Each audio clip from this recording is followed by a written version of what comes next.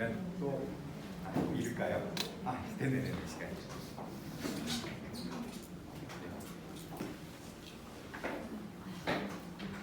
어떻게 지금 또 강의 시작하려고 그러는데요. 이제 광복이 됐습니다. 일제시대의 참 암울한 그런 상황을 보셨는데요. 그러니까 아까도 제가 한번 미리 말씀드렸습니다만은 그 일제 시기의 그런 상황을 어떻게 극복해 나갈 것인가 이런 게 사실은 광복 이후에 이 한국인들의 또 국립박물관의 의무나 어떤 과제가 되었을 거라는 거를 제가 이제 복선으로 알려드린 겁니다. 그래서 실제로 이제 광복됐을 때 이 국가대표 문화기관으로서의 국립박물관이 어떻게 태동하고 또 어떤 사업을 어떤 형식으로 펼쳐갔는지 이런 부분들을 오늘 좀 말씀을 좀 드리도록 하겠습니다. 이번 시간에 이것도 참 재밌습니다. 저는 이게 선생님도 어떠신지 모르겠는데 저는 이게 너무 재밌거든요. 우리 회사가 어떻게 이게 성장해 왔나, 제가 모르는 얘기는 없나, 선배 관장님들의 고민은 뭐였을까, 이런 척박한 환경에서 그죠? 이제 45년 이것도 사실 막 얘기하고 그러면요. 이게 얘기 재밌어 하시는 분들한테 얘기를 하면은 막 아주 디테일하게 어제 있었던 일처럼 제가 말씀드릴 수가 있거든요. 근데 이제 지금은 수업 성격이 그렇지 않으니까 그렇긴 한데 이게 원래 이제 조선 총독부 박물관이었지 않습니까? 그죠? 조선 총독부 박물관인데 광복이 되니까 이제 어떻게 돼요? 새로운 신생 독립국가의 문화 정체성을 드러내는 박물관이 되는 거예요. 그 전에는 뭐죠? 일본 제국의 한 지역의 지역 정체성을 드러내는 박물관이었던 거예요. 그죠? 그러니까 그 정치적 격변에 따라서 그리고 그거를 주최하는 사람의 생각에 따라서 유물 자체의 성격이 달라지는 거예요. 그렇죠? 재밌지 않습니까? 그죠? 그래서 이게 이제 우리 광복이 45년 8월 15일입니다만은 그러니까 이제 8월 15일이 됐다 그래서 일본인들이 그때 탁 손 털고 나갈 수 있는 게 아니지 않습니까? 그죠? 미군이 진주한 것도 9월 10일인가 그래요. 그래서 한 3주, 4주 정도 걸립니다. 그래서 일종의 그 권력의 진공 상태가 생깁니다. 그래서 건국준비위원회나 이런 정치적 움직임도 여운형의 그런 움직임도 있고 그런데 박물관은 어떻게 됐느냐? 8월 17일 날 김재원이라고 하는 독일에서 박사학위를 취득한 분이 나타납니다. 근데 이분은 그때 독일에서 온 건 아니고 이제 독일에서 공부를 했기 때문에 이제 2차 대전이 좀 격화되니까 한국에 이제 조선에 와 있었어요. 그러면서 보성 전문이라든가 이런 쪽에서 이제 독일어 교사를 하면서 지냈어요. 이 양반이. 근데 원래 이분 전공은 이제 교육학 쪽이었는데 이분이 학기를 마치고서는 이렇게 보니까 벨기에 출신의 학자인데 겐트 대학이라는 대학이 있던 모양입니다. 벨기에에 헨제라는 교수가 계시는데 이 양반이 동양학 교수였던 거예요. 지역학 교수였던 거죠. 그래서 중국, 일본, 한국 이렇게 두루두루 좀 물질 문화를 좀 연구하는 연구자였는데 보니까 이 김재원이라는 사람이 있는 거예요. 독일어도 잘하고 일본어도 잘하고 한국어도 잘한단 말이죠. 조수로 쓴 거예요. 이 양반을. 그러니까 어시스턴트로 쓴 거죠. 그래가지고 이 양반이 명민한 분이라 한 7, 8년 같이 근무를 하다 보니까 이 형분이 이 일본 인류학 잡지에다가 논문을 낼 정도의 실력을 갖추게 됩니다. 실제로 일제강점기에 그런 연구 성과가 있거든요. 근데 이제 이분이 그래서 이쪽에 대한 관심이 상당히 많이 있었고 그래서 한국에서 활동을 했지만 조선 총독부의 박물관에는 들어갈 수 없는 거 아시죠, 그죠? 들어갈 수도 없고. 근데 그렇게 있었는데 아는 지인으로부터 이게 일본이 곧 패망한다는 소식을 들어요. 그러니까 신문 기자였습니다. 그 알려준 사람이. 그러면은 조선 총독부 박물관을 이제 한국인들이 다 그러면 이제 일본이 물러나고 나면 각 기관들 다 접수해야 되잖아요. 그죠? 그거를 김재원 선생, 김 박사는 아무래도 내가 보니까 조선 총독부 박물관 가서 접수해라. 서로 이렇게 얘기를 합니다. 딱 해가지고 8월 17일 날 총독부 박물관을 찾아가는 거예요.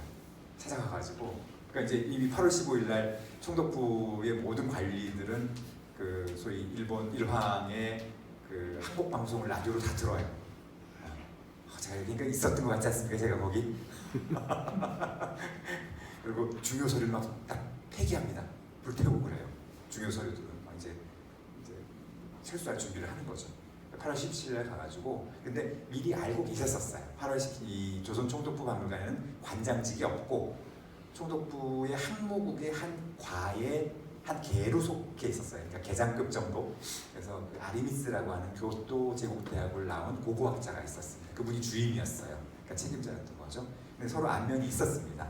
왜냐하면 이분도 관련된 공부를 하니까. 근데 두 분 다 점잖은 분이었어요. 그렇다고 해서 뭐 제가 조선 총독부 박물관의 성격에 대해서 말씀드릴 때는 아주 극악한 기관이잖아요, 그죠? 이렇게 악마처럼 이렇게 하고 있어야 되는 것 같지 않습니까? 그 주임 정도 된다면. 근데 그냥 그 말하자면 시대의 요구에 부응하는 학자였던 거예요, 그죠? 시대가 그 어떤 한동안 어떤 학문의 방향성이라든가 결론 같은 거를 미리 정해주는 지점들이 있지 않습니까, 그죠? 오늘날 우리 현대 학문은 그렇지 않을 거라고 생각하지만, 그죠? 그런 시대적인 한계가 있단 말이죠. 그러니까 그런 사람이었어요. 근데 그러나 고고학자로서는 굉장히 충실한 사람이었고요. 이후에 교토대학 교수가 되기도 합니다, 그분이. 그래서 그분하고 이제 담판을 지어요. 어차피 이제 너희 나라는 패망을 했고 물러갈 터이니 이 박물관을 내가 접수할 텐데 어떻게 하면 좋겠냐. 이 해방 공간의 이 혼란기에 이 박물관 컬렉션을 어떻게 안전하게 지킬 거냐, 이런 고민들을 같이 나눕니다. 그래서 결론이 한국인 직원이 이제 서무과 직원이 있었어요. 서무과 직원한테, 그러니까 일본인이 이 유물 창고 열쇠를 갖고 있는 거는 온당치 않고 이제 패망했으니 일본 한국 직원한테 그걸 맡겨라 해서 이제 가지고 있고 미군이 진주할 때까지 현 상태를 유지한다, 이렇게 됩니다. 그래서 이제 9월 10일 날 인천을 통해서 미군이 들어옵니다. 그래가지고 미군한테 이제 이런저런 얘기를 하고 그러면서 그때 당시의 모습은 아니지만 그때 당시의 모습과 거의 비슷한, 이건 1960년대 사진인데 그때 광복 당시의 모습하고 거의 비슷한 상황입니다. 이게 광복궁의 항공 사진이에요. 제가 이거 어디 화보집에서 어렵게 제가 이게 뜻이 있으면 길이 있다고요. 이런 사진 제 눈에 띄는 거예요. 왜냐면 찾으니까, 계속 찾으니까. 그래서 여기는 지금 6.25 때 건물 불탄 흔적이 하나 남아있고, 이게 조선총독부 박물관, 이게 근정전, 사정전, 그죠? 만춘전이라는 건물이 불탔어요. 6.25 때. 그 흔적이 남은 거고요. 하여튼 대체로 이렇게 돼 있었던 거죠. 석탑, 조선물산공진회 할 때 각 지역에서 가지고 왔던 석탑들이 이렇게 배치가 돼 있는 겁니다. 원래 큰 걸 터져 다, 그죠? 여기 원래 지금은 건물이 복원이 돼 있죠. 왕과 왕비의 침전 공간입니다. 여기가 강령전이라는 지금 건물이 복원이 돼 있죠. 90년대. 또 이런 모습인데, 그래가지고 이제 이런 상태에서 이제 미군이 진주하게 되고, 이제 그러면 이제 이게 45년 12월에 국립박물관의 개관식입니다. 근데 여기서 여러분들 좀 문제의식을 가지셔야 돼요. 45년 12월이면은 대한민국이 정부가 언제 수립되죠? 8월 15일. 몇 년이 기억하세요? 바로 수립하나요? 아니잖아요. 48년, 그죠? 48년 8월 15일에 하는데 45년이면은 아직 미군정식이거든요. 그러니까 9월 10일 날 진주에서 바로 38도선 이남의 지역은 미군이 군정을 실시하고 그 이북은 소련이 군정을 실시하죠. 그러니까 이때 근데 국립이라는 타이틀을 단단 말이에요. 그러니까 이때 국립은 뭐냐 그런 생각이 들죠, 그죠? 근데 미군은 제가 보기에는 이런 국립이라는 타이틀을 달아줌으로써 인해서 어떤 독립국가에 대한 기대감 같은 거, 희망 이런 것들을 먼저 달아주고 싶었던 것 같아요, 제 생각에는. 그래서 영어로도 내셔널 뮤지엄이라는 이름으로 미군정 문서에 들어 있습니다. 그래서 그리고 아마도 한반도 전체에서의 어떤 그 통일된 상황에서도 그 중심지로서의 역할을 유지하고 싶은 그런 욕망도 좀 드러나고요. 그러니까 서로 이제 이게 광복, 소위 이제 일본의 패전으로 이 세계 2차 대전이 끝나면서부터 소련과 미국의 경쟁은 이미 정해져 있는 거예요, 그죠? 체제 간의 경쟁이 막 벌어지게 되는 겁니다. 뭐 당시에는 막 그 8월 15일 그 전후에서야 뭐 서로 전승국으로서의 어떤 뭐 우정까지는 아니어도, 그죠? 서로 이제 그런 친선 관계가 있었겠지만 점점 그건 해체돼가는 겁니다. 세계를 양분하고서 하나는 공산 진영, 하나는 자본주의 진영으로 나눠져야 되니까 이거 이미 그런 갈등은 이제 내재되고 있는 겁니다. 그래서 알아서 이제 주도권 싸움을 하게 되는 거죠. 국립박물관을 먼저 인정해주고 그 다음에 그렇다는 얘기는 결국은 한국인들의 어떤 마음을 얻는 거 이런 거하고도 관련이 있다고 봐야겠죠. 그래서 바로 군정청장이 와가지고 군정장관이 와서 그 개관식을 하는 거예요. 이분이 그 독일에서 공부했다는 김지연 박사입니다. 그래서 1945년에 관장을 맡고, 그래서 이분이 이제 접수하러 갔다 그랬잖아요. 일본. 근데 이제 그거를 이제 이 미군이 진주하니까 이제 설명을 합니다. 이렇게 했는데 이 양반이 명함을 보니까 PhD인 거예요. 그때 지금은 PhD가 많지만 그때 PhD는 뭐 대학 학사도 찾아보기 어려운 상황이란 말이죠. 그때는 정말. 근데 그 이분은 이제 논문 박사는 아니고 이제 구술 박사라고 하시더라고요. 제가 백으로 읽어보니까 비교적 그러니까 논문을 안 쓰고도 박사학위가 되는 그런 과정이 있었다는가 봐요. 교육학에는. 그래서 어쨌든 PhD고 독일어를 잘하시기 때문에 독일어하고 영어가 그렇게 멀지 않다 그럽니다. 그래서 영어도 뭐 아주 능하지는 않아도 의사소통이 되는 수준으로 하니까 미군들이 보면 얼마나 반갑겠습니까? 그죠? 그러니까 실제로 그 영어를 잘하는 사람들이 이제 좀 출세하는 상황이 된 거죠 이미 그때. 그래가지고 이분이 그렇게 되고 그래서 나라에 이제 박물관을 세운 거죠. 그래서 그때 당시에 또 분관의 모습들도 그때 이제 개성 부립박물관도 저희 국립박물관의 한 분관으로 편입이 되게 됩니다. 원래는 이제 부립이었는데, 그러니까 시립 같은 그런 거죠, 그죠? 지자체가 운영. 여기 이제 개성박물관이 아시는 것처럼 고유섭, 우리나라 근대미술사학의 비조라 할 수 있는 고유섭 선생이 근무하셨던 곳인데 44년에 그만 안타깝게 돌아가십니다. 그래서 해방공간에 계시지 않았고, 이게 이제 그 개성이고 또 공주박물관까지를 포함해서 공주에도 뭐 공주 사적 현창회 뭐 이런 데가 있어서 공주 고적 보존회 뭐 이런 게 있어가지고 그것도 다 해서 남한 그러니까 38도선 이남의 4개의 박물관을 4개 지역 박물관을 다 거느리는 박물관이 된 거죠. 그래서 그때 당시 이제 직원들 모습입니다. 이분이 김재원 박사 젊으시죠, 그죠? 1909년생이신데, 근데 미군도 있고 여기 세 나라 사람이 있습니다. 그럼 또 누가 있을까요? 일본. 예, 바로 맞추셨습니다. 제가 시간이 없어서 막 이렇게 밀당 안 합니다. 이제 시간이 없다는 걸 제가 인식했기 때문에 이분이 그 아까 그 일본인 조선 총독부 박물관 주임이었던 아리미츠 박사입니다. 그때는 박사는 아니지만 아리미츠 선생이고 이분을 이게 원래 미군이 들어오면서 조선 총독부에서 근무하던 모든 일본인 관리들은 파면합니다. 파면 조치가 이루어지는데 그 중에 몇 사람 인계 인수에 필요한 일본인 관료들은 남겨놓습니다. 그래서 그 사람 중에 한 사람이 이 사람입니다. 왜냐하면 조선 총독부 박물관의 학예 직원으로는 한국 사람들이 없었기 때문에 인계 인수를 받지 않으면은 운영이 안 되는 거죠. 그래서 이 사람을 남겨서 운영을 하게 되고 또 하나가 있었는데요. 저 사람을 남긴 이유가 있었어요. 우리 손으로 발굴을 해서 우리 역사를 밝혀보는 그런 노력을 한번 해보자. 이런 좀 어떻게 보면 당시로서는 조금 무리한 계획을 세우게 돼요. 그래서 광복 이듬해 1946년 5월에 한국인에 의한 첫 고고학적 발굴 조사를 진행합니다. 그걸 위해서 아리미스 씨를 남겨놨던 거예요. 그래서 실제로는 아리미스 씨는 그런 소위 신라의 적성 목각군에 대한 발굴 전문가였고, 그러니까 이제 그 사람의 도움을 받아서 사실상 지도를 받아서 이걸 했던 거죠. 그래서 이제 그러나 어쨌든 우리가 우리의 이야기를 우리의 역사를 써내려고 가고 싶다. 우리가 스스로 밝혀내고 싶다라는 열망을 드러낸 것이었죠. 그 전에 못했으니까. 근데 여기서 광복 기념 선물이 나옵니다. 네, 이 무덤에서. 이 무덤은 그 아리미츠 씨가 이 정도 규모, 그러니까 큰 규모가 아니에요. 황남대총이나 뭐 금관총 같은 황남대총이나 천마총 같은 그런 큰 규모의 그 무덤이 아니었는데, 그러니까 이 정도는 어느 정도 소규모 발굴을 해볼 수 있겠다라고 눈여겨두었던 것이어서 이걸 했는데 여기서 뭐가 나오냐면 그 삼국시대 고분을 그렇게 발굴을 해도 명문 자료가 거의 안 나옵니다. 그때는 지석을 쓰는 제도가 없었거든요. 무덤 주인이 누구고 뭐 성격이 어떻고 조선시대 무덤에는 지석이 많지 않습니까? 근데 삼국시대 무덤에는 그게 없어요. 근데 그 무령왕릉 지석이 하나 있죠, 그죠? 그게 거의 유일한 예일 겁니다. 근데 이게 나온 거예요.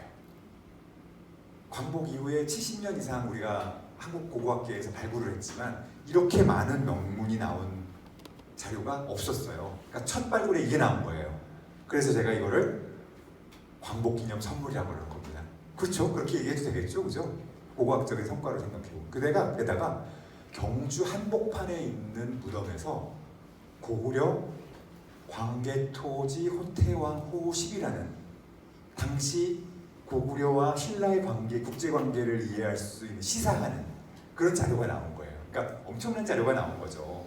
그래서 이런 성과를 거두었고, 그래서 당시에 한 그 막 부랴부랴 이제 채용된 그 한국인 학예직은 이제 우리 민족의 언어로 이 발굴 사실을 보고한다. 감동에 겪은 아주 겨운, 그래서 감격에 찬 그런 보고서를 쓰게 됩니다. 이제 직원들 그때 이제 규모가 해봐야 뭐 몇 명 안 되죠. 이 중에 뭐 거의 한 뭐 30% 정도는 그 전시실 지키는 방어원 분들이시고 학예 스태프들은 그렇게 많지가 않으시죠. 이 어린이 사환일라나 모르겠습니다. 그건 잘 모르겠습니다. 그래서 당시에 그 실제로 조선청독부박물관이라든가 박물관 계통에서 일하는 분들이 거의 없었기 때문에 이때 부랴부랴 전문 인력들을 걸어 모으기 시작합니다. 근데 모을 수가 없습니다. 그래서 방법이 뭐냐? 이런 고고학 미술사에 관심이 있는 타 분야 전공자들을 불러 모으기 시작합니다. 그래서 학력은 뭐 대단합니다. 보시면 뭐 예를 들면 뭐 이홍직 선생, 이런 동경제국대학 뭐 일본사 학사, 그때 대학 나온 거는 대단한 겁니다. 대학 나온 사람이 전체 인구의 0.1% 정도 될 겁니다. 아마도 그 정도 되는 상황이었으니까요. 그다음에 경성제국대학, 동경제국대학, 와세다, 메이지, 뭐 지금 생각해도 꽤 괜찮은 학교들이지 않습니까, 그죠? 거기에 근데 학과가 경제학 이렇습니다. 그러니까 관심이 있는 유능한 인력들을 여기다가 그냥 끌어들인 거죠. 스카웃을 한 거죠. 그래서 여기 보시면은 진홍섭, 뭐 최순우, 황수영 이런 분들은 또 특히 개성 사람들입니다. 개성에서 고유섭 선생의 어떤 감화를 받았던 우리 민족 문화의 탐구에 대한 어떤 감화를 받았던 분들이 이분들입니다. 그러니까 고유섭 선생은 돌아가셨지만 이런 면에서 영향을 미치고 있는 거죠. 그래서 부랴부랴 이런 분들을 모아서 채용해서 이 한국고고학미술사의 체계를 이제부터 세워나가기 시작했다라고 생각하시면 됩니다. 그래서 물론 이제 일본 학자들이 해놓은 거를 그 위에서 올라가야죠. 그죠? 비판하면서. 근데 그게 얼마나 시간이 많이 걸리겠습니까? 그죠? 시간이 상당히 걸릴 수밖에 없는 거죠. 그래서 이제 이렇게 구축한 지식들을 어렵사리 구축한 지식들을 사회에 전파하고 공유하려고 노력하게 됩니다. 그래서 박물관의 사명 중에 하나죠, 그죠? 조사 연구, 전시, 교육 이걸 통해서 그 사회와 문화재의 가치, 의미 이런 것들 공유하는 작업을 하는 게 결국 박물관이지 않습니까? 이때도 시작합니다. 49년에 이런 수정전, 이게 저 경복궁 안에 그 저 경회로 맞은편에 있는 건물이죠. 바로 남쪽에 있는 건물. 여기 이제 수강생들 이렇게, 이 수강생들 대충 누구일 거라고 생각하세요? 파급력이 높은 사람들. 교사 맞습니다. 네, 선생님들을 주말에 모셔가지고 이런 것들을 합니다. 왜냐하면 이 교사님 선생님들이 이제 학생들한테 우리 문화에 대한 자긍심이라든가 또 구체적인 내용들 알려줄 수 있으니까. 근데 이런 비극이 또 발생을 합니다. 이게 바로 이제 짐작 가능하시죠? 1950년에 9.28 수복 직후의 모습입니다. 그 6.25 때는 워낙 저희 우리 저 남한이 거의 뭐 서울을 거의 그저 뺏겼기 때문에, 그죠? 그냥 뭐 전투가 없어서 그때는 뭔가 파괴될 요지가 없었죠. 그런데 이제 9월 15일 날 인천 상륙작전을 하고 이제 미군들이 인천으로부터 서울로 이제 서쪽부터 이렇게 진격해 들어왔기 때문에 이 북한군은 서울을 포기할 수가 없었던 거예요. 포기를 했으면은 이런 참상이 없었을 텐데, 그러니까 이제 미군이 공격을 하게 되니까 그게 경복궁에도 대여섯 발의 포탄이 날아듭니다. 그러면서 이게 사정전이라고 접근정전 바로 뒤에 있는 편전 건물입니다. 거기가 그 말하자면 유물 창고로 쓰이고 있었거든요. 그래서 꽤 많은 피해를 봅니다. 다만 다행이었던 것은 북한군이 국립박물관의 문화재를 실어가려고 포장을 해놨던 거는 경복궁에 없었습니다. 그러니까 1급품들은 덕수궁에 있었어요. 그래서 그 피해를 비껴나가게 됩니다. 근데 실제로 이때 상한 물건들은 이제 말하자면 1급품들은 아니지만 수는 적지 않았습니다. 약 10,000여 점 가까운 피해를 입게 됩니다. 전쟁의 피해를 박물관도 피해갈 수가 없었던 거죠. 참상이죠. 그래서 이제 말하자면 거의 무혈 점령을 당했었지 않습니까? 처음에는 6.25 때는 50년에는 그래서 압록강까지 올라갔다가 다시 이제 내려와서 일사후퇴를 하게 되잖아요. 그래서 일사후퇴 직전에 12월에 1950년 12월에 부산으로 주요 소장품 2만 점 덕수궁미술관까지 포함해서 2만 점을 가지고 부산으로 내려가게 됩니다. 이게 이제 관제청이라고 하는 그 지방 저 관청에 청사를 빌려가지고 한 층, 4층짜리 건물인데 그 중에 한 층을 빌려가지고 이렇게 좀 새들어 사는 장면입니다. 그래서 이 보면은 그러니까 유물 창고, 유물 그 상자로 벽을 만들고 이렇게 사무실을 구성하고 그런 겁니다. 여기 이제 관장이 계시고요. 당시에 그래도 52년은 전선이 좀 안정돼가지고 그때는 아무래도 이 전선에서만 전투가 있기 때문에 그래서 52년에는 53년에 전투가 끝난 전쟁이 끝나지만은 이때 관람객도 있습니다. 심지어는 저 박물관 관람이 가능했다는 얘기고요. 서울에서도 학교를 다닙니다. 저도 공부하다가 알게 된 사실입니다. 52년에도 서울에서 학교를 다닙니다. 심지어 전차도 다니고요. 전차라는 게 그 트램, 대중교통으로서의 전차도 다니고 그럽니다. 그러니까 전선에서만 전투가 있어요. 그때만 해도 그렇더라고요. 요즘 같으면 그렇게 모르겠습니다. 지금 저 우크라이나 같은 경우에 어떨지 잘 모르겠는데 하여튼 그렇고요. 그래서 이제 부산에 있었던 건물, 지금 이 건물이 지금도 남아 있습니다. 이 새들었던 건물이 이거거든요. 부산 영도다리 이렇게 다리 이렇게 올라가는 도계교 거 아시죠? 지금도 이제 다시 재현해놨는데 여기 지금 도계교 이렇게 돼 있죠, 그죠? 이거 제가 찍은 사진입니다. 용두산 공원에 가가지고 그 건물이 지금도 남아 있어요. 이 건물에 3층에서 썼던 거죠. 그래가지고 이런 식으로 저희 또 약도도 누가 또 우리 직원이 그려놓으셨더라고요, 선배 직원이. 여기 건물이 요거다 요거. 아이고 예, 요 건물이 우리가 썼던 건물.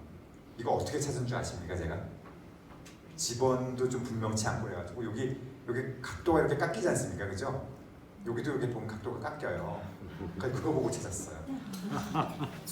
너무 찾고 싶었거든요. 우리 회사가 6.25 때 2년 반 동안이나 피난가 있었던 공간을 찾아야 되겠습니까? 안 찾아야 되겠습니까?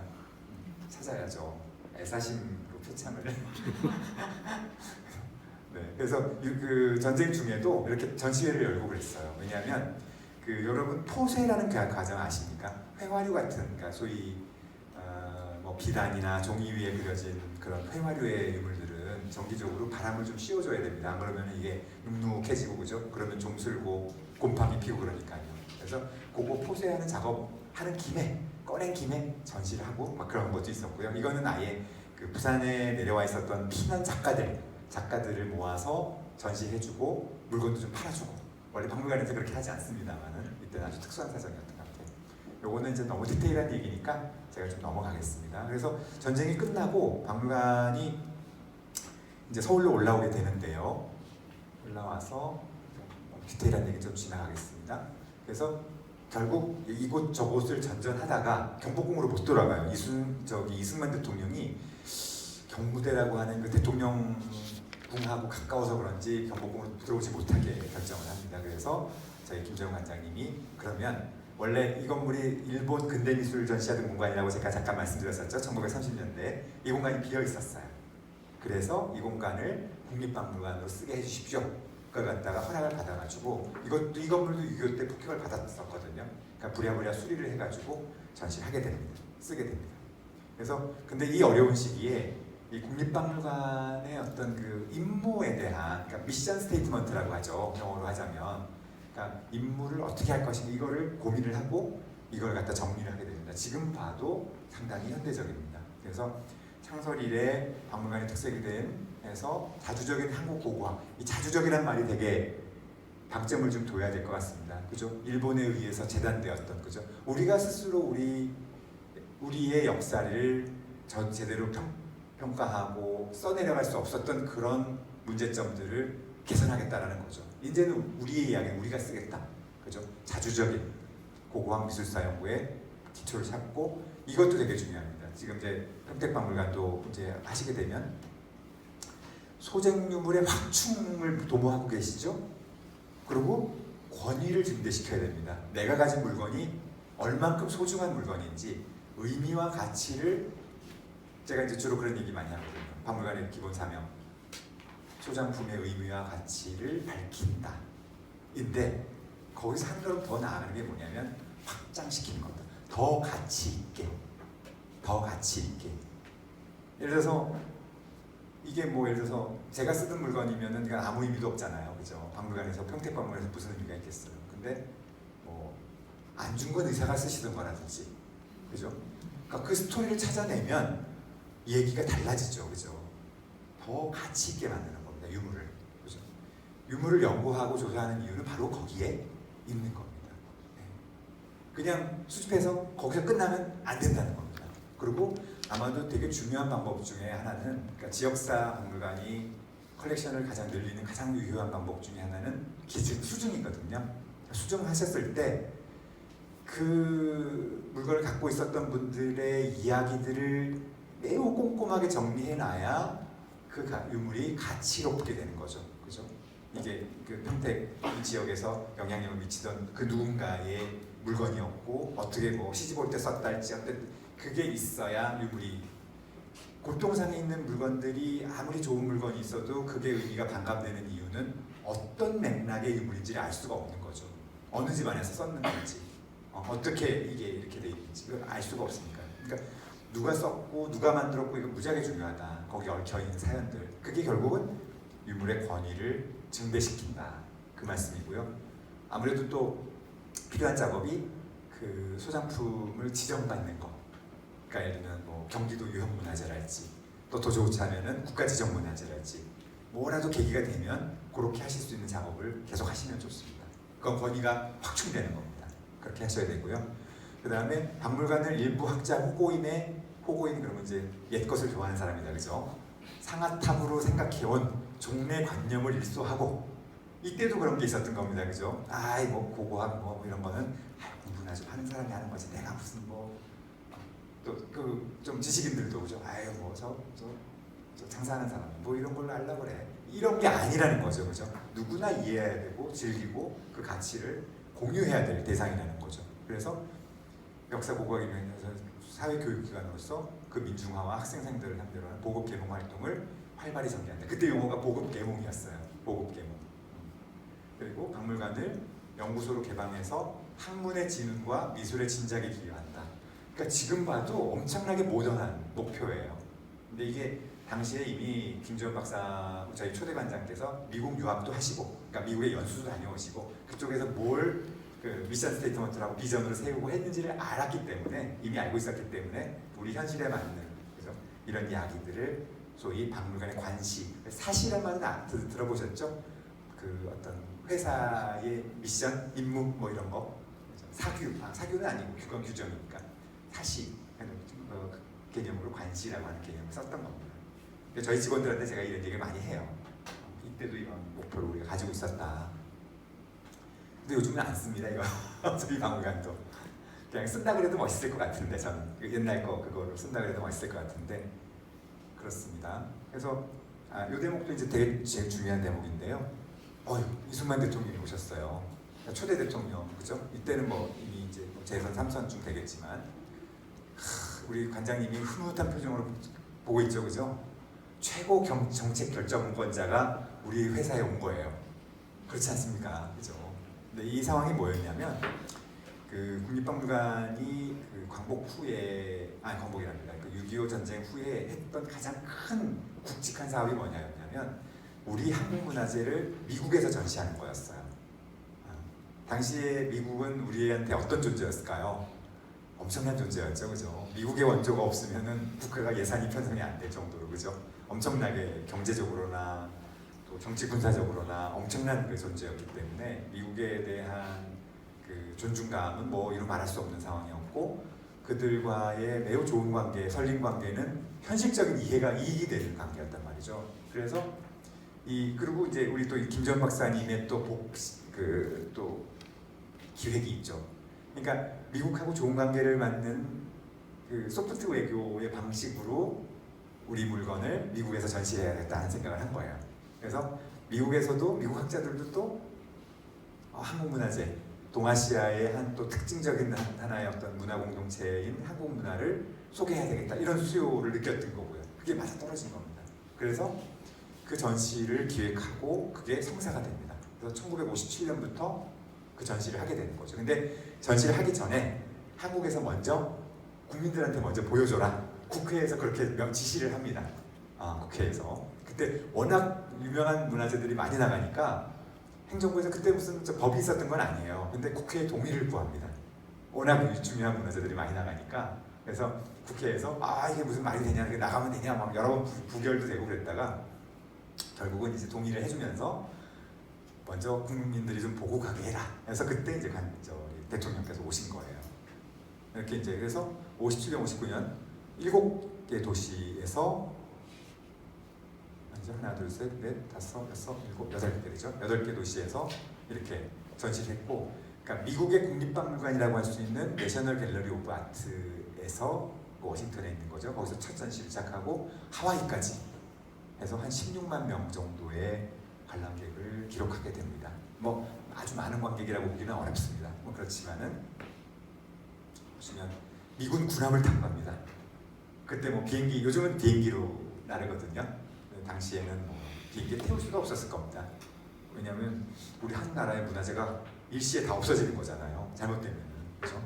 그래서 당시에 이제 그 전시 모습이고요. 워싱턴 포스트에도 저희 관장님이 가셔가지고 출품된 문화재를 들고 이제 찍는 그런 모습도 보이고, 여기 보면은 이게 하나의 어떤 정치 외교적인 행사였어요. 문화적인 행사이기도 하지만 두 나라의 관계가 뭐 혈맹의 관계지 않습니까? 그죠? 여기 실제로 이게 그때 당시의 도로인데 여기에 우리 국립박물관을 관장하는 정부 부처가 문교부거든요. 문교부에서 문교부 장관이 서문에다가 여기 이제 여기도 보면 뭐 명예 후원자, 여기 보면 다 아이젠하워 대통령이니 이승만 대통령이니 이런 식으로 이렇게 다 이름을 연명해 놨습니다. 이게 외교적, 정치 외교적인 행사라는 거를 딱 보여주죠. 두 나라의 어떤 설린을 위해서 하는 거다. 그리고 그 문교부 장관이 이게 그 정말 한국이라고 하는 극동의 한 나라에 와서 피를 흘린 미국인들을 위한 담례가 됐으면 좋겠다, 이런 표현이 들어갑니다. 실제로 도록에 한 4만에서 5만 명 정도가 죽었거든요. 미군이 한국 전쟁 때. 사실은 뭐 미국이 없었다면은 사실은 지금 이 상황이 아니겠죠, 그죠? 네, 만약에 그랬다면. 그래서 이제 내셔널 갤러리 오브 아트에 가서 다 해포를 한 상태입니다. 대단하죠, 고려 청자며.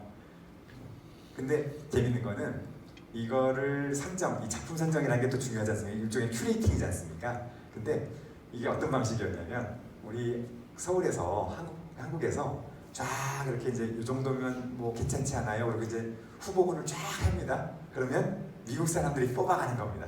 미국 큐레이터들이 그런 방식을 취했어요. 그때는 우리의 독자적인 큐레이팅이 인정을 받지 못했다라고 볼 수가 있죠. 그죠? 그러니까 미국인 큐레이터 눈에 보기에 괜찮은 물건들이 간 거예요. 그렇다 보니까 고려청자들이 많았어요. 그들의 한국 문화에 대한 이해가 얼마나 깊었겠어요, 사실. 그죠? 우리도 사실 잘 모르는 판인데, 사실 어떻게 보면, 그죠? 일본인들에게 주도권을 빼앗긴 상태였기 때문에 뭐 미술사학자는 고고학자 몇 명 안 되는데요, 뭐. 그죠? 우리가 뭐 애정은 뭐 충만하지만 우리가 우리 거를 충분히 잘 알고 있다라고 얘기가 어려운 상황이었단 말이죠. 그리고 미국 사람들은 바이아스가 있어요. 편견이 있다는 거죠. 이 사람들은 또 중국이 그때 말하자면 공산화되고 맞서 싸웠지 않습니까? 그죠? 그래서 중국 문화로부터 아주 절연된 것들, 그죠? 또 일본 문화로부터도 절연된 것들, 이런 것들을 찾으려고 애를 쓴 거예요, 사실은. 근데 문화라는 게 그렇습니까? 서로 영향을 주고받죠, 당연히. 그죠? 근데 정말 한국적인 걸 찾아야 되겠다, 그 생각을 이 사람들이 더 합니다. 왜냐하면 그래야 한국이라고 하는 나라의 어떤 문화적 정체성을 좀 더 부각시킬 수 있다고 생각한 거죠. 그래, 흥행적인 요소도 있고 그런 생각을 했던 거고, 우리 큐레이터들 입장에, 한국의 국립박물관 측 입장에서 보자면 한국이라는 나라가 그 수많은 미군들이 와서 봤던 폐허가 아니다. 매우 오랜 기간의 역사 전통이 있고 그 위에 나름대로 잘 갖춘 문화 전통이 있는 나라다라는 거를 우리 보여주고 싶은 거죠. 또 정치적으로는 어떠냐? 이 나라가 그런 충분한 문화 정체성을 가진 독립국가로서의 스테이터스를 유지할 수 있을 만한 충분한 문화적 정체성을 갖고 있는 나라다라는 걸 보여주고 싶었던 겁니다. 어느 정도 성공했다고 볼 수가 있는 거죠.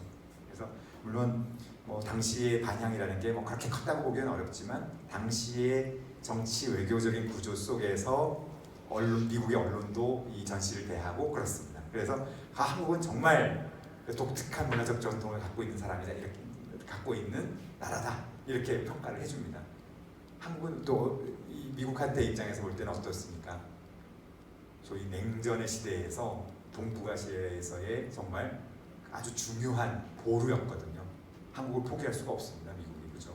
그렇다 보니까 그 나라의 문화적 정체성조차도 그 독립을 유지하고 국가를 유지해야 되는 가장 중요한 이유의 근거 중에 하나로 부각될 수 있는 거죠. 그러니까 그렇게 맞아 떨어진다는 겁니다. 그러니까 사실 우리가 문화 그러면은 정치나 외교 이런 거하고는 꽤 좀 초연한 것처럼 우리가 느끼기 쉽잖아요, 그죠? 근데 제 설명을 들어보면 어떻습니까? 그렇지 않습니다. 이게 어떤 그 국가의 어떤 자존이나 정체성 이런 것들이 현실적인 국가적인 어떤 이해관계하고도 관련이 된다라는 걸 보여주는 대목이라고 할 수 있습니다. 그래서 그때 이제 근데 아카이브 보면요, 그 내셔널 갤러리 오브 아트에 보면 여기에 이런 자료들이 남아 있어요. 사진을 말할 것도 없고 그 전시 도면도 남아 있어요. 57년인데 57년이면 벌써 꽤 오래 여러 시간이 지났지 않습니까? 거의 70년 가깝지 않습니까? 그죠? 65년 정도 되는데 참. 그러니까 제가 이런 것들 다 아까 말씀드렸던 그 연재 기사에다가 소개를 했던 거예요. 그래서 좀 보여드린 거고요. 컬러 사진 참 귀한데 갤러리 토크 하시는 겁니다, 말하자면. 이분이 영어를 잘 하시니까 미국의 저 명사 부인들 같죠, 느낌이? 그죠? 전시회에서 하시는 거고요. 그러니까 이게 아까 그 말씀을 하는 겁니다. 한국은 문화적으로 독창적이고 그래서 정치적인 독립을 주장할 만한 충분한 나라다, 이런 얘기를 하고 있는 겁니다, 저기서. 그래서 이런 되게 첨단적인 당시로서는 전시 기법, 오늘날은 서양에서는 이렇게 도자기를 유리 위에다 올려가지고 우리가 층별 전시를 하는데요, 저희는 잘 안 합니다. 이렇게는 안 합니다. 그리고 이 전시가 또 당시 냉전 질서 속에서 그 유엔 총회에 업저버로만 참석할 수 있는, 우리 유엔 가입한 게 90년대죠, 그죠? 업저버로만 참석할 수 있었던 한국의 정치적 입장을 편들어줄 수 있는 서유럽 국가들이죠. 여기 가서 또 전시를 합니다. 5개국에 가서 합니다. 영국이며 이렇게. 그러니까 우리는 되게 외교적인 목적, 외교부에서는, 그래서 이 유럽 전시부터는 이 주관 부처가 외무부로 바뀝니다. 외무부. 전에는 문교부였는데 이게 이 소프트 파워를 그 외교에서 소프트 파워를 늘리는데 도움이 되는구나라는 그 인식을 한 거예요, 외무부에서. 그래서 주관 부처가 외무부가 되어버립니다, 이때부터. 그래서 그런 배경이 있고, 또 물론 뭐 당연히 문화적인 교류가 되는 것도 틀림이 없죠. 그래서 유럽에 있는 그 동양 미술사학자들이 한국 문화에 대해서 새로 재인식하는 아주 좋은 기회가 되고 그러죠. 그래서 이제 여기 그 영국 공주입니다, 이분이. 그래서 여기도 보면 이런 그 셀리브리티 어떤 활동에 담는 사진들이 많이 발달했지 않습니까, 영국에. 그래서 하나 들어와 있는 겁니다.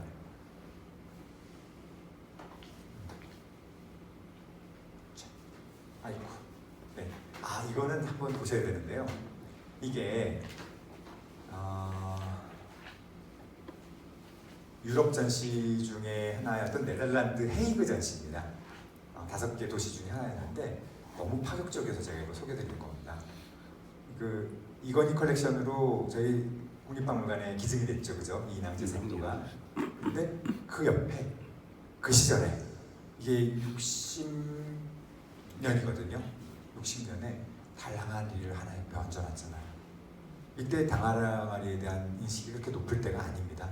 그때 그냥 백자백권이 뭐 이런 거죠. 그냥 뭐 무슨 그 쌀단지인가 뭐 이렇게 생각도 할 수 있는 단계인데, 제가 볼 때는 이거를 얘기해서 관철시킨 건 전 최순우 선생이라고 생각해요.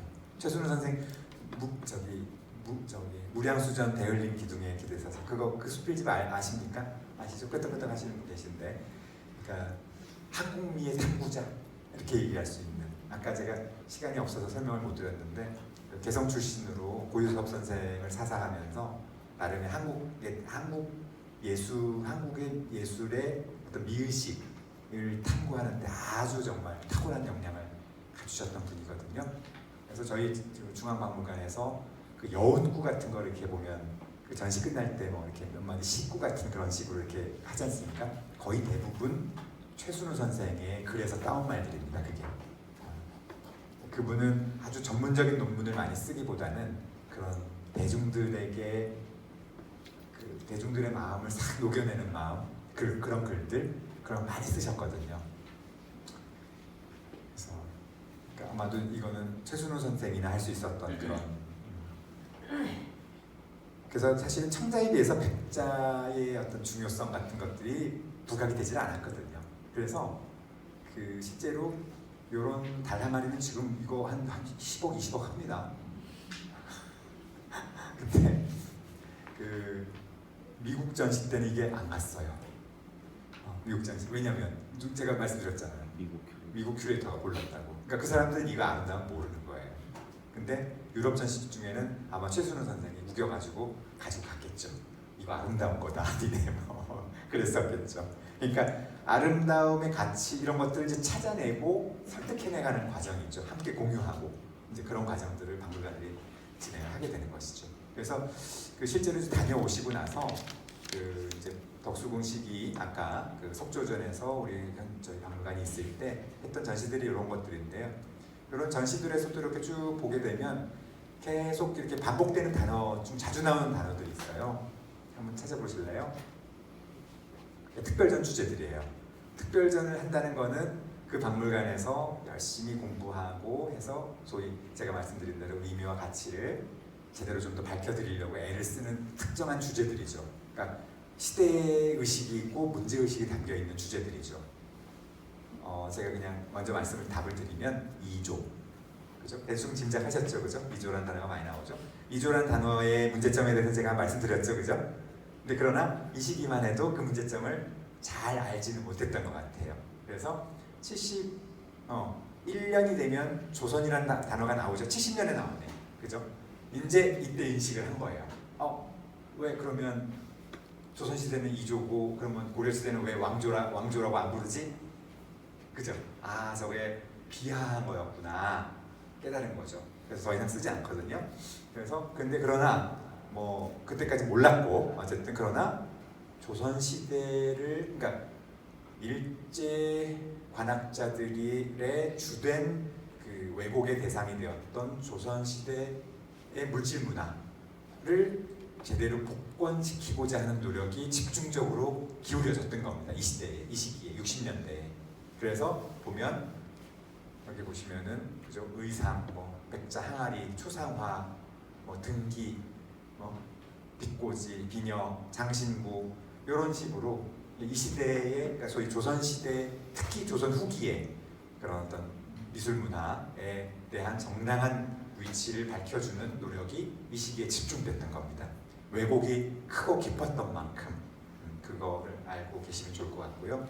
요즘 20, 30대 세대들은 나름대로 우리 문화에 대한 자부심도 상당히 강하시고 그렇지만 실제로 보다 연배가 높으신 뭐 60대, 70대의 경우에는 제대로 그거를 교육받지 못하시고 좀 우리 것들을 좀 비하하는 그런 교육을 많이 받기도 했었어요. 실제로. 왜냐하면 일제 때 그런 교육이 내려와 놓으니까 그 영향을 계속 받은 거죠.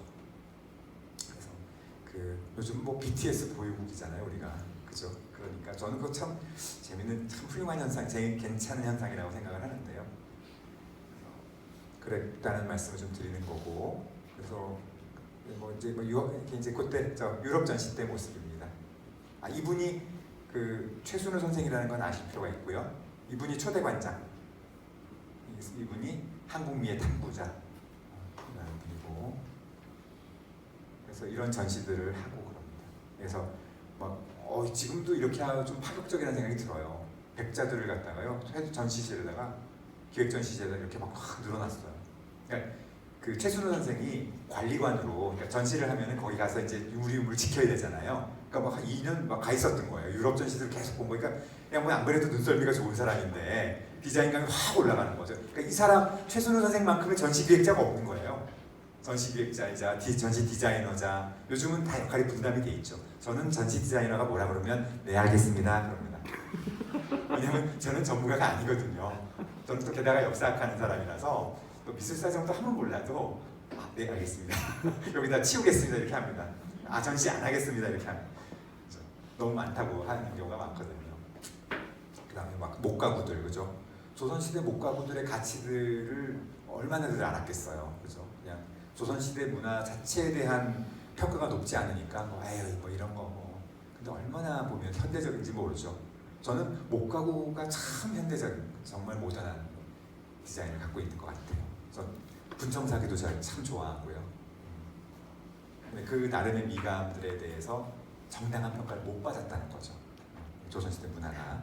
이제 그것들을 하나하나 극복해가는 과정이 되는 겁니다. 그래서 실제로 유럽 전시에서 돌아오셨던 61년 그 이듬해인 62년에 거의 분풀이하듯이 전시 11개 해요. 특별 전시 11개 해요. 11개. 그러니까 지금도 가능하지 않은 일인데 제가 하여튼 물어보고 싶어요. 어떻게 그게 가능했냐고.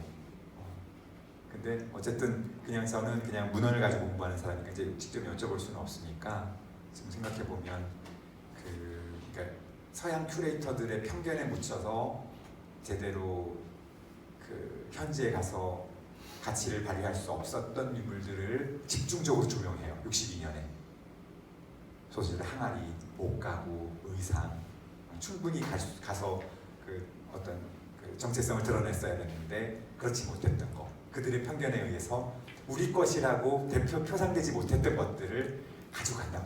이 62년에 확 전시한단 말이죠. 그리고 그랬던 큐레이터 최순우가 72년, 70년대에 관장, 그 중앙박물관 관장이 돼서 또 전시를 다시 한번 해요. 그러면서 이제 그게 구축되어 가는 겁니다. 그러니까 여러분들이 갖고 있는 조선시대 항아리, 목가구, 초상화 이런 것들에 대한 어떤 이미지가 그때 이제 구축되어 나가기 시작한다. 조선시대 초상화도 엄청난 컬렉션입니다, 진짜로. 왜냐면 이제 조상 숭배를 위해서 만들어진 거긴 한데 정말 조선시대 초상화 대단하거든요, 정말. 이런 식입니다. 초상화 전시 같은 거 하고. 그때는 이제 살림이 어려우니까 진열장이 제가 볼 때는 조선 총독부박물관 진열장보다 별로 그렇게 더 좋은 것 같지 않아요. 재정이 어려우니까. 그래서 그 김전 초대관장님은 25년 동안 70년까지 재임을 하시는데요. 25년간 재임을 하세요. 능력이 뛰어나셔가지고. 그러니까 돈 빌리러 다니는 게 요즘 말로 멋있게 얘기하면 펀드레이징. 근데 돈 얻으러 다니는 거예요. 요즘은 펀드레이징, 그러니까 되게 멋있어 보이는데 총장님들도, 대학 총장님들도 많이 하시고 막 멋있잖아요, 그거는. 그죠? 많이 하면 막 실적이 근데 이때는 없어서, 돈이 없어서. 그러니까 미국의 공익재단이나 이런 데서 뭐 록펠러 재단이라든가 뭐 아시아 파운데이션 이런 데서 돈을, 하버드 옌칭센터 이런 데서 돈을 얻어다가 이제 쓰게 됩니다. 이제 그쪽도 동아시아 정책, 그러니까 동아시아를 끌어안아야 되잖아요, 그죠? 그 소위 냉전 체제에서 그 말하자면 그 자유진영의 그 보루지 않습니까? 그러니까 이쪽 지역에 대한 그런 문화적인 고려들 같은 걸 아주 많이 해주거든요. 그래서 그런 게 맞아 떨어져가지고 그것도 지원을 많이 받고 그러죠. 시간이 별로 없어서 이제 참 안타까워지는 순간입니다. 64년에 첫 도록이 나옵니다. 상설전시 도록이, 사진 도록이 처음 나와요, 64년에. 근데 재밌는 거는 이게 아시아 파운데이션이라는 미국 재단에서 받은 거라 가지고 영어로 나와요. 첫 도록이 영어판이에요. 그리고 국어판이 나오는 게 이로부터 8년이 지난 72년이에요. 안타깝죠, 그죠? 근데 그때 미국, 말하자면 서양은 많이 의식했어요, 우리나라가. 우리는 뭐 어떻게 하는데 외국 사람한테 볼 면목이 없지 않냐, 뭐 이런 거. 왜 우리도 그런 정서 있잖아요. 외국인들이 있는데 이렇게 뭐 이런 정서 있죠, 그죠? 이렇게 막 쓰레기 버려놓고 그러면 우리끼리는 괜찮은데 외국인들이 있으면 더 창피해하는 왜 그런 감정 아시죠, 그죠? 그런 맥락인 것 같아요, 제가 보니까. 그러니까 변변한 외국어, 그 국립박물관 도록이 없다 이렇게 얘기해요. 근데 그게 부끄러움의 대상이 외국인인 거라. 그러니까 이게 먼저 나온 거예요. 그러니까 그때 시대 정서라고 볼 수도 있죠. 그래서 이제 그 아까 그 이황가 박물관에 이어서 이름을 바꿨던 이황가 미술관이 광복되면서 덕수궁 미술관이라는 이름으로 이름이 바뀌어요. 이게 아까 지금 국립 현대미술관 서울관 그거를 합병해가지고 저희가 이제 합병을 하게 되고 그래서 1972년에 지금 민속박물관지로 이사를 가게 됩니다. 네. 그래서 이제 이때는 이미 이제 광복하고서도 벌써 이제 시간이 꽤 지났죠. 그래서 30년 정도의 시간이 흐르기 때문에 나름대로의 연구, 뭐 고고학이나 미술사에서의 나름대로 이제 연구가 진행이 되고 나름대로의 자신감을 갖게 되는 그런 시점입니다. 근데 이제 이게 72년이니까 박정희 정부 때죠. 그래서 그때 이제 또 한 번의 대규모 외국 전시를 진행하게 되는데 이 개념이 잘 아마 좀 들어보신 분도 계실 거예요. 한국 미술 5,000년 전 그래가지고 꽤 유명한 전시였습니다. 그래서 이게 처음에는 신기하게도 일본에 먼저 갑니다. 이거 지방박물관들이고 넘어가겠습니다. 경주박물관. 그래서 일본에 가서 먼저 전시를 합니다. 근데 참 의미심장하지 않습니까, 그죠? 우리한테 되게 상당한 그 식민지배라고 하는 상당히 가해를 주었던 엄청난 그 시련을 줬던 일본에 가서 전시를 해요. 그러니까 그래가지고 우리가 그렇게 녹록한 나라가 아니다 뭐 이런 걸 보여주고 싶어 합니다, 실제로. 근데 이것도 실은 제가 시간이 별로 없어서 말씀 못 드리지만 정치적인 부분이 좀 있습니다. 그러니까 한일 관계를 좀 풀어가는 그런 과정하고도 좀 관련이 있습니다. 되게 외교적인 갈등 관계가 있다가 그 갈등 관계가 풀어져가는 시점. 그러니까 좀 이제 해결의 실마리를 찾게 됐을 때 이런 문화 행사가 소프트 파워로 작동하는 경우가 많습니다. 그래서 그러면 상당히 우호 관계, 그죠? 우리 친하게 지내자 뭐 이런 의미가 되는 거죠. 근데 그러나 또 큐레이터들은 그 어떤 정치적인 외교적인 외피 외에 내에서 뭔가 나름대로 이제 목적을 달성하려고 애를 쓰죠. 우리 문화를 제대로 보여줘야 되겠다 그런 걸 하는 거죠. 그리고 일본에서 이 시기에 70년대에 일본 무대 문화의 상당한 부분이 한반도로부터 넘어왔구나 라는 것들을 보여주는 고고학적 성과들이 나오기 시작했어요. 뭐 송곡리 문화라거나 또 다카마스 문화원에서 고구려 계통의 고분 벽화가 나온다든가. 그러니까 이렇게 되니까 그 전에 식민사관으로는 도저히 있을 수 없는 일이죠. 자기들이 더 문화적으로 우수하고 뭐 이런데 이 당시에 좀 객관적인 그런 연구 성과들을 보니까 한반도로부터 흘러온 문화의 갈래가 분명히 있다. 이런 것들을 인식하게 되니까 특히나 또 한국 문화재들을 그 일본에서 직접 전시하고 보고 싶은 욕구가 생겼던 거죠. 그러니까 그게 맞아떨어진 겁니다. 정치 외교적인 내용하고. 그리고서 이제 그게 또 그때 상당한 인기를 누립니다. 그리고 또 제1교포들이 있지 않습니까? 그러니까 제1교포들은 이제 말하자면 이제 입구에서 사는 서름을 이때 좀 달랠 수 있었다는 광주박물관. 그리고 여기 이제 미국 전시가 또 됩니다. 미국에 가게 되고요. 아무도 미국이죠, 그죠? 아마 소위 당시도 뭐 냉전이 상당히 심각한 상황이었고, 어쨌든 소위 미국 중심의 세계 질서에 아직 그 정점에 있는 나라니까 이 나라하고의 관계라는 건 대단히 중요하고 우리 문화를 제대로 또 보여주는. 그러니까 이 시기는 57년하고는 다르죠. 이미 30년 이상 시간이 지났고 나름대로 우리 한국 미술사 고고학의 축적이 있었던 시기 때문에 그러니까 우리가 큐레이팅을 해서 보냅니다. 이거는 그때는 그 사람들이 몰라서 갔다 그랬잖아요. 이때는 우리가 큐레이팅을 해서 이렇게 전시해 라고 해주는 겁니다. 그래서 7개 도시를 돌았고요. 그래서 그때 이제 금관은 우리 대표 브랜드가 되죠. 방가사의상과 함께. 그래서 이제 이런 식으로 그때만 해도 벌써 이렇게 아직 국기가 이렇게 전시장에, 요즘은 국기 이렇게 놓고 그러지는 않습니다. 그러니까 정치 외교적인 항의가 있다는 걸 보여주죠. 이런 게 이런 그 장면들이. 심지어 이 양반은 그 카터 대통령의 아들이에요. 근데 이 전시도 그런 한미 간의 일정 갈등이 해소돼가는 과정에서 이게 또 벌어집니다. 이런 이벤트가 생깁니다. 시간이 없어서 제가 다 말씀 못 드리겠는데요. 그래서 여기 이제 전시 모습이고요. 그래서 그때는 재밌는 거는 이때는 드디어 이 미국의 미술관들은 그 기업의 펀딩을 많이 받아서 전시를 하거든요. 근데 그때 기업의 그 펀딩을 하는 기업들이 한국 기업들이 이제 기업 펀딩을 하기 시작하고 현대니 뭐, 그러니까 이제 한국의 위상이 이제 좀 상당히 많이 바뀌고 그런 것들을 보여주고 그렇습니다. 현대니 뭐 삼성이니 효성이니 이런 데가 펀딩을 합니다, 실제로. 이제 이게 또 영국도 갔다는 뜻이고요. 유럽 전시를 했다는 거고요. 그다음에 이제 70년대에 보게 되면은 보시면 여기도 같은 단어가 계속 반복되는 게 있습니다. 한국, 그렇죠? 이제는 조선시대뿐만 아니라 한국이라고 하는 민족, 한국이라고 하는 국가, 전체 정체성을 놓고 이야기하는 각 부문별로, 그죠? 장르별로 이렇게 시대별로 부각시킬 수 있다라는 자신감이 생긴 거예요. 이것만 봐도 그런 흐름이 보이시죠, 그죠? 제가 그렇게 굳이 얘기 안 해도, 그죠? 이때는 그걸 할 수가 있게 된 거예요. 한 30년 지나고 나니까, 광복하고 나서 우리의 이야기를 시대별로 또 예술 장르별로 이야기할 수 있는 그런 시기가 된 거죠. 뭐 자수, 초상화. 그리고 되게 보면은 이 제목들도 아까 최순호 선생님 얘기했던 거하고 좀 그런 부분, 맞닿는 부분들이 있죠. 청동기 시대 같은 거 대표적입니다. 일본인들은 청동기 시대를 부정했거든요. 독자적인 어떤 그 말하자면 곧 문명의 발달 이런 것들을 부정했기 때문에 밝혀내야 되는 거죠. 그래서 저런 전시가 있는 겁니다. 그렇죠? 이게 이 건물을 기억하시는 분들은 이제 제 연배 정도이신데 이게 이제 조선 총독부 건물입니다. 여기에 그 우리 그러니까 1980년 6년에 여기다가 국립박물관으로 이걸 쓰기도 했었어요. 한 10년 정도 썼습니다. 근데 좀 반대가 많았죠. 왜 그 식민지배 상징인 공간에다가 넣느냐 해가지고 하다가 결국은 그 비판을 못 견디고 박물관이 옮기고 이 건물은 해체됐습니다. 좀 무리한 결정이었다고 볼 수 있죠. 왜냐면 여기가 또 딴 데는 모르겠는데 또 경복궁이라는 거예요, 여기가. 그죠? 경복궁에 이렇게 있으니까 이걸 받아들일 수가 없는 거죠. 또 일본 사람들도 와가지고 뭐 이렇게 이제 향수에 젖는 거죠. 또 그 노인들이 와가지고 그러니까 이제 우리가 그런 모습 좀 보기가 싫었죠. 있습니다. 지금 남아 있었으면 어떤 판단을 했을까요? 그런 생각이 좀 듭니다. 근데 위치가 문제가 됩니다.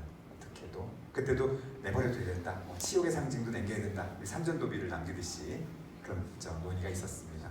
그래서 상당히 모던한 박물관 전시실은 괜찮았었습니다. 제가 95년에 입사를 했기 때문에 여기 저도 한 1년 근무를 했습니다. 이때부터는 이제 막 모노라마 같은 거 이런 것도 쓰고요, 그죠? 모형 같은 거 뭐 이렇게 쓰고 이런 입체적인 전시가 가능해졌고요. 근데 그러나 이때도 이런 그 열차 같은 이런 공간, 이런 열차 차창을 보는 듯한 전시 포맷은 어떻게 개선하기는 아직까지는 좀 어려운 단계였습니다. 한번 이번에 청자실 한번 주말에 한번 가보십시오. 중앙박물관에 멋지게 되어 있습니다. 백자실, 청자실 한번 보시면요. 그리고 이게 사랑방이라고 하는 우리 조선시대 문화, 물질 문화, 복권의 상징입니다. 이게 조선 후기 문화가 지리멸렬한 그 사색당파의 사대주의에 찌들어 있는 그런 문화로 그려졌던 것을 기품 있고 단아한 선비 사대부의 문화를 보여주는 공간으로 아이콘화된 게 바로 사랑방입니다. 마치 무엇과 대비되냐면 일본에는 차실, 일본의 차실은 메트로폴리탄 뮤지엄 오브에도 가져 있고 브리티시 뮤지엄에도 있고 그렇습니다. 일본 문화를 상징하는 아이콘으로 그렇게 돼 있거든요. 그래서 우리도 이렇게 합니다. 이거 한 사람이 누굴까요? 최순호 선생입니다. 그런 문화 아이콘을 만들고 싶었던 거예요. 그래서 이때 이제 80년대, 90년대 초까지의 전시회는 이제 보시면은 장르별로 또 작가 전시 같은 게 이루어집니다. 여기 보시게 되면 경제 정선, 그죠? 또 시대를 나타낸 시대 전체를 조망하는 전시, 이런 전시들이 이제 그러니까 어떤 전시의 깊이가 훨씬 더 깊어졌다는 걸 보실 수가 있는 거죠. 그러니까 전시 제목만 봐도 그런 어떤 진전 같은 것들이 이제 보이시죠. 그래서 사실 박물관에서 특별전 주제를 뭘로 잡느냐, 이게 사실은 그 박물관이 어디로 갈 거냐, 내가 뭘 하고 싶은가, 이런 게 드러나는 겁니다. 그래서 그거를 되게 고민을 많이 해야 되고, 저희 진주박물관은 임진왜란을 주제로 하기 때문에 임진왜란 너무 많이 했거든요. 그래서 동아시아 국제전쟁으로서의 그 임진왜란에 주목했고, 그 연장선상에서 지난 화요일부터 저희가 병자호란전을 합니다. 그 연장선상에서 보는 거죠. 콘텐츠를 확장하고, 사실은 동아시아의 그 아주 복잡한 국제 질서가 전개되어 나가는 과정을 보면 임진왜란만 이해해가지고 될 게 아니거든요. 병자호란까지 당연히 이해해야 되죠. 그래서 저희가 그걸 진행했습니다. 그러니까 그 선정 자체가 대단히 중요하다. 이게 다 고민 결과라고 볼 수가 있는 겁니다. 이제 거의 다 끝났습니다. 이런 식으로 단원전을 하게 된 거잖아요. 그죠? 청동기 문화전을 하고, 누가 없었다고 이제 일본 관학자들은 없다고 그랬거든. 청동기 문화전, 청동기 문화 자체가 존재하지 않는다. 그러니까 인류 보편의 발전 과정 단계를 한반도는 거치지 않았다라고 주장하니까, 그러니까 그거는 이게 참을 수 없는 말이었던 거죠. 그러니까 그걸 증거를 잡아서 증거를 고고학적인 발굴을 통해서 증거를 캐내서 연구하고 전시로 국민들한테 보여주고 싶었던 거죠. 그러니까 국가대표박물관으로서 해야 될 책무를 한 거고 또 지역대표박물관이 해야 될 일들이 있는 거죠. 그러니까 그때부터는 또 이제 우리 문화만 다루는 게 아니라 서양 외국의 문화재들을 다루는 것들이 이때부터 시작됩니다. 아주 이제 처음이죠. 이게 90년대 초에. 요즘은 아주 빈번합니다만은. 그래서 이 건물이 95년에 해체됩니다. 김영삼 정부가 들어서면서 민족적 공기 바로 세우기 뭐 이러면서 그것도 일정한 정치적인 행위입니다. 정치적인 건데 어쨌든 이거에 대해서는 어느 정도 소위 국민적인 합의가 그때도 찬반 양론이 많았어요. 뭐 신문지상에 막 남겨야 된다 말아야 되는데 헐고 나니까 아무 말이 없었어요. 제가 보니까. 그래서 대체로 동의한 걸로 인식이 되고요. 그래서 옆에 조그마한 건물을 지어가지고 용산에 새 박물관이 만들어질 때까지 저희가 한 10년 정도 있었습니다. 그리고 그때도 뭐 거의 비슷한 방식이었는데 이런 사랑방은 그대로 가지고 왔었죠. 지금은 근데 또 사랑방 강조하지는 않습니다. 요즘 최근에는 저는 조금 좀 아쉬운 일인데 이때는 이제 용산에 가기 위한 전시를 준비하는 그런 상황이었습니다. 그래서 여러 가지 용산에서 그러니까 새로운 건물을 짓기 전에 미리 기획을 뭔가 그러니까 예고탄이죠. 신호탄 같은 거 한번 미리 해보는 거죠. 그러니까 예를 들어서 신설박물관도 그런 신설박물관의 상설전시실에 들어갈 콘텐츠들을 미리 어떤 이런 뭐 별도의 전시 공간 같은 데서 미리 한번 시도해 본다든가 평택박물관 같으면 그렇게 해볼 수도 있는 거죠. 그러니까 예고탄이 될 수 있는 거죠. 그런 게 저희도 이런 형식으로 그걸 했었습니다. 이런 식으로 그때 이제 저희 역사관이 생길 거기 때문에 이런 전시들도 성리학의 세계니 뭐 역사관 전시를 위해서 이런 걸 했던 겁니다. 거의 다 끝난 것 같습니다. 그래서 외국 전시들도 막 이렇게 들어오고요. 제가 오래 근무했던 기증 업무 관련된 기증 전시도 많이 하고 그래서 이렇게 개관을 했습니다. 그 이후의 거는 이제 많이들도 이제 접하고 계시니까 여기까지만 한 걸로 하고요. 그래서 오늘 그냥 좀 급하게 좀 말씀을 좀 드렸는데 분량이 많습니다, 그죠? 제가 보여드린 분량이 많은데 설명을 막 더 하면 이게 막 3시간짜리 되고 4시간도 한번 해봤어요. 제가 2번 나눠가지고 해봤었는데 나름대로 제가 사료들을 많이 좀 뒤져서 이렇게 좀 한 국가의 대표 문화기관의 역사를 한번 이런 식으로 한번 정리를 해본 겁니다. 그러니까 이제 그 전사부터 시작해서 어떤 역사적인 연원을 가지고 이렇게 구성되어 왔다.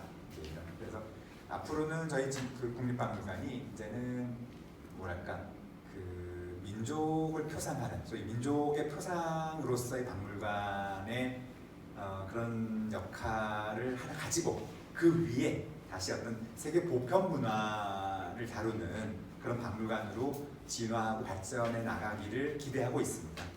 왜냐하면 우리 것만 보고 우리 것만 멋있고 이건 아니라는 거죠. 서로 상호 비교하고 각 문화가 이 인류 보편 문화를 발전시키는데 기여한 목들에 대한 정당한 평가를 해주고 그러니까 이런 되게 품이 넓은 그런 문화국가로서의 성장을 우리는 이제 도모해야 된다. 이제 그런 생각을 가지고 있습니다. 그래서 저는 저희 국립박물관이 언젠가는 이제 세계문화 컬렉션들도 세계문화부라는 게 생겼거든요. 그러니까 조금 더 컬렉션을 좀 넓히고 그래서 인류 보편 문화에 대한 이해를 좀 더 깊이 할 수 있는 그런 좀 더 멋진 박물관이 되기를 기대하고 있습니다. 네. 이상으로 제 오늘 말씀을 마치고요. 좀 궁금하신 점들 있으시면 좀 제가 좀 답변 또 해드리도록 하겠습니다. 재밌으셨나요, 근데? 네. 괜찮으셨어요? 그만큼 자꾸 고맙습니다. 네네.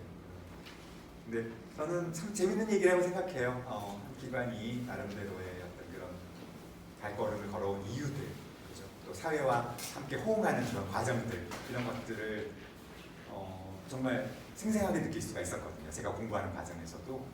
그러니까 뭐 하나 따로 그냥 이루어지는 일들이 없어요. 정치적인 현상이나 또 의료적인 이런 부분들하고 같이 연결되어서 이루어지고 있다는 거가 참 재밌더라고요. 예. 진주박물관의 역사에 대해서 저희 진주박물관이요. 저희 진주박물관 좀 말씀을 좀 드릴게요. 감사합니다. 이럴 때 보통 좋은 질문입니다. 이렇게 말씀을 드리게 되는데요. 저희 진주박물관은 그 국립중앙박물관의 13개 소속 박물관 중에 5번째로 생긴 박물관입니다. 그래서 1984년에 광복 후에 이후에 만들어진 박물관으로는 2번째. 그래서 광주박물관이 1978년에 만들어졌고 저희 박물관이 1984년에 건립이 됐는데 저희 박물관은 그 진주대첩의 역사적 현장인 진주성에 위치하고 있습니다. 그래서 원래는 1970년대 말에 전승기념관으로 기획되었습니다. 네, 그랬는데 1980년대 이제 초가 되고 개관 시기가 되어 가면서 어떤 일반적인 사회교육에 관한 어떤 그런 수요가 점점 더 높아지면서 그냥 전승기념관에 국한하지 말고 박물관으로 활용했으면 좋겠다라는 정부의 결정에 따라서 저희 국립박물관의 지역관으로 개관을 하게 됐습니다. 근데 그때 당시에 전시 컬렉션은 기본적으로는 가야를 중심으로 했더랬습니다. 처음에는.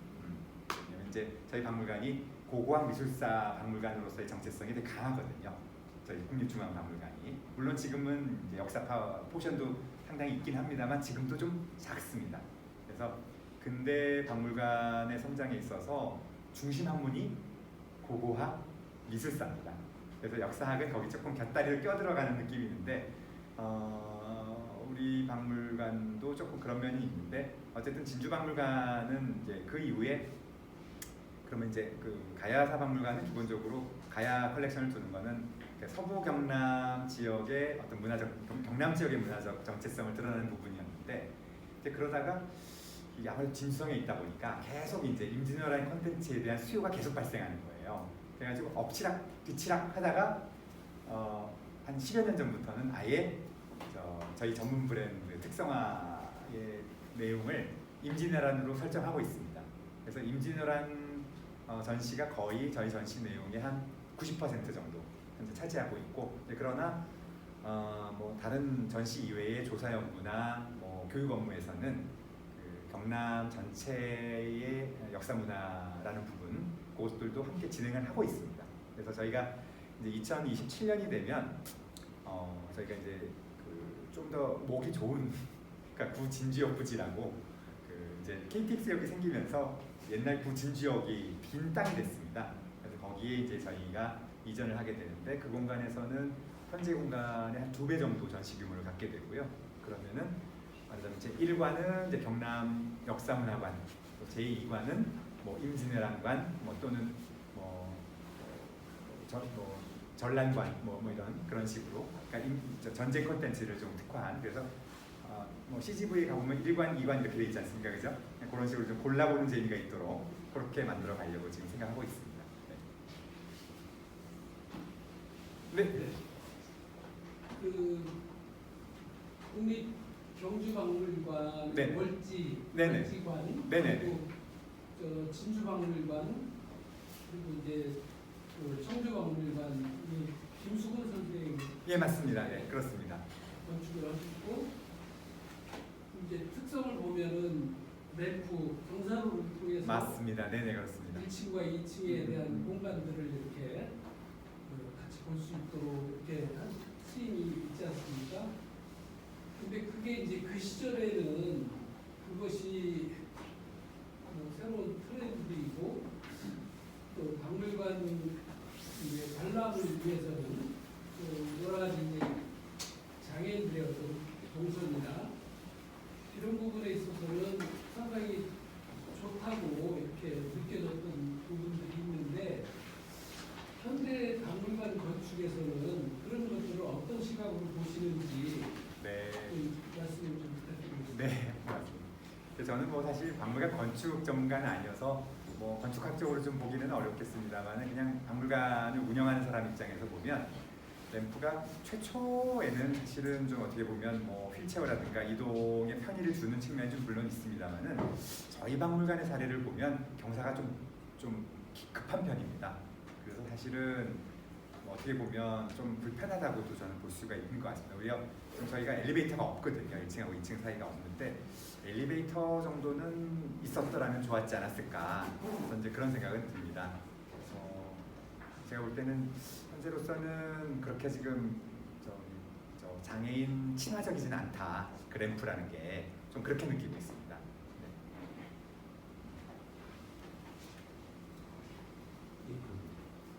이제 시간이 많이 늦었습니다. 이제 2시간 동안 먼 걸음 진주에서 여기까지 올라오신 진주박물관 관장님, 장상훈 관장님께 큰 박수 드리면서 마치도록 하겠습니다. 감사합니다.